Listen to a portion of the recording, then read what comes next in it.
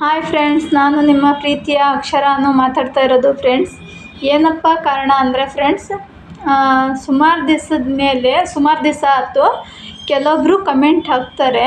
ಅವರು ತಂದೆಗೆ ಹುಟ್ಟಿರೋ ಮಕ್ಕಳಾಗಿದ್ದಿದ್ರೆ ಈ ಥರ ಕಮೆಂಟ್ ಹಾಕ್ತಿರ್ಲಿಲ್ಲ. ಅವರೆಲ್ಲ 7 ಸುಳೆ ಮಕ್ಕಳು ಅವರು. ಅದಕ್ಕೆ ನನಗೆ ಕಮೆಂಟ್ ಹಾಕ್ಯಾರೆ.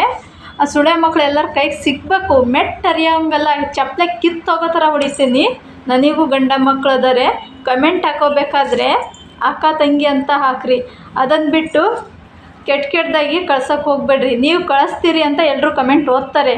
ಓದೋರು ಅವರಿಗೆ ಗೊತ್ತಿರಲ್ಲ ನಾವೇನು ಎತ್ತ ಅಂತ. ನಮ್ಮ ಗಂಡಂದ್ರಿಗೆ ನಮ್ಮ ಮಕ್ಕಳ ಮರಿಗೆ ಗೊತ್ತಿರತ್ತೆ.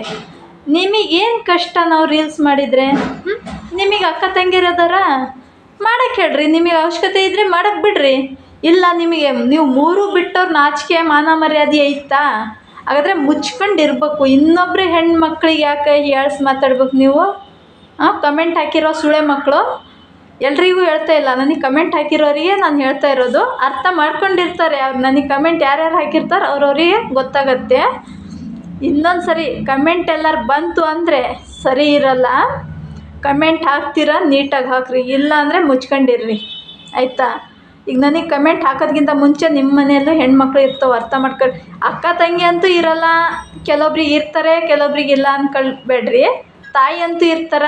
ನೀವು ತಾಯಿ ಹೊಟ್ಟೆಗಿಂದಲೇ ತಾನೇ ಬಂದಿರೋದು. ಮತ್ತೆ ಯಾಕೆ ಈ ಥರ ಕಮೆಂಟ್ ಮಾಡ್ತೀರಿ?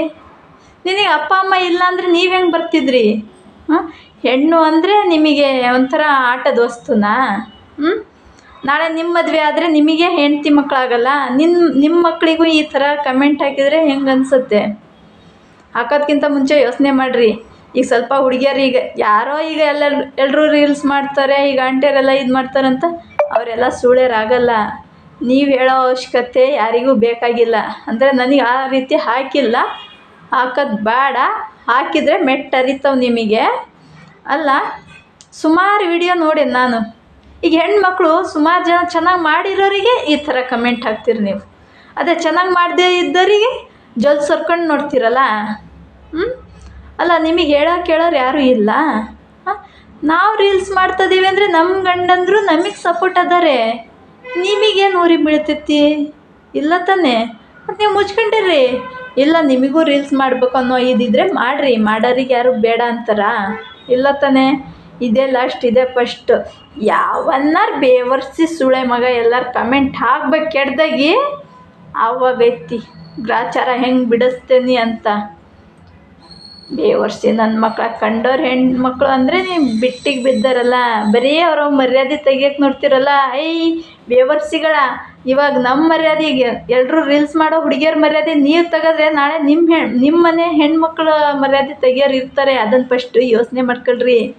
ನಿಮಗೂ ಹೆಣ್ಮಕ್ಳು ಹುಟ್ಟದೇ ಇರಲ್ಲ. ಇಂಥ ಕೆಟ್ಟ ನನ್ನ ಮಕ್ಳಿಗೆ ಹೆಣ್ಮಕ್ಳೇ ಕೊಡಬಾರ್ದು ಭಗವಂತ. ಆದರೂ ಇಂಥವ್ರಿಗೆ ಹೆಣ್ಮಕ್ಳು ಜಾಸ್ತಿ ಕೊಡ್ತಾರೆ, ಗೊತ್ತಾ? ಯಾಕೆ ಹೇಳು? ಇನ್ನೊಬ್ರು ಹೆಣ್ಮಕ್ಳ ಬಗ್ಗೆ ಯೋಚನೆ ಮಾಡಬಾರ್ದು, ಇನ್ನೊಬ್ರು ಹೆಣ್ಮಕ್ಳ ಬಗ್ಗೆ ಕೆಟ್ಟದಾಗಿ ಕಮೆಂಟ್ ಹಾಕಬಾರ್ದು ಅಂತ. ಅದನ್ನು ಫಸ್ಟು ತಲೆಗೆ ಹಾಕ್ಕೊಳ್ರಿ ಬೇವರ್ಸಿ ನನ್ನ ಮಕ್ಕಳ. ಎಲ್ಲರೂ ಅಣ್ಣ ತಂಗಿಯರಂತ ಎಲ್ಲರೂ ಚೆನ್ನಾಗಿ ಕಮೆಂಟ್ ಹಾಕಿದರೆ ಕೆಲವೊಬ್ಬರು ನಾಯಿ ಹುಡ್ದವು ನೀವು ಕೆಟ್ಟದಾಗಿ ಕಮೆಂಟ್ ಹಾಕ್ತೀರಿ ನೀವು. ಬೇವರ್ಸಿ ನನ್ನ ಮಕ್ಕಳ, ಮುಚ್ಕೊಂಡಿದ್ರೆ ಸರಿ ಇನ್ಮೇಲೆ. ಇಲ್ಲ ಅಂದರೆ ಹೆಂಗೆ ಇದು ಮಾಡ್ತಾನೆ ನೋಡ್ರಿ ನಿಮಗೆ, ನಾಯಿ ಹುಡ್ದವು. ಫ್ರೆಂಡ್ಸ್, ನನಗೆ ಕಮೆಂಟ್ ಮಾಡ್ತಿರಲ್ಲ, ನನ್ನ ಕಮೆಂಟು ಕೆಲವೊಬ್ಬರು ಓದ್ತೀರಿ ಫ್ರೆಂಡ್ಸ್. ನನಗೆ ಕೆಟ್ಟದಾಗಿ ಕಮೆಂಟು ಬಂದರೆ ನನಗೆ ಸಪೋರ್ಟ್ ಮಾಡೋರು ನೀವೇ ರಿಪ್ಲೈ ಮಾಡಿರಿ ಅವರಿಗೆ ಕಮೆಂಟು ಅಂತ ನಾನು ಕೇಳ್ಕೊಳ್ತೀನಿ ಫ್ರೆಂಡ್ಸ್. ಅಂದರೆ ಎಲ್ರಿಗೂ ನಾನು ಹೇಳಿಲ್ಲ, ನನಗೆ ಕಮೆಂಟ್ ಹಾಕಿರೋರಿಗೆ ನಾನು ಹೇಳ್ತಾ ಇದ್ದೀನಿ. ನನಗೆ ಸಪೋರ್ಟ್ ಮಾಡೋರಿಗೆಲ್ಲ ನಾನು ಚಿರಋಣಿ ಆಗಿರ್ತೀನಿ.